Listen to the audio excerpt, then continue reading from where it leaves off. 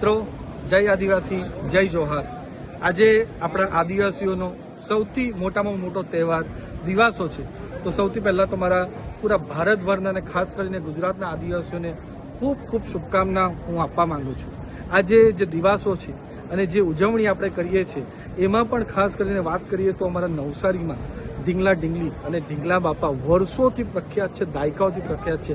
હું નાનો હતો ત્યારથી જ દિવાસોમાં ભાગ લેતો હતો, ઢીંગલા બાપાના દર્શન કરતા હતા અને ઢીંગલા બાપાના દર્શન કરવા હજારો લોકો આવે છે।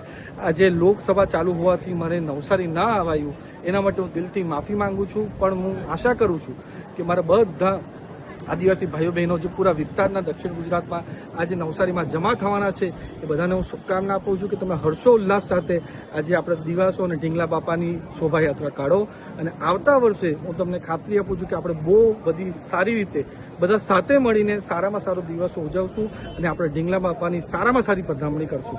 જય આદિવાસી, જય જોહાર।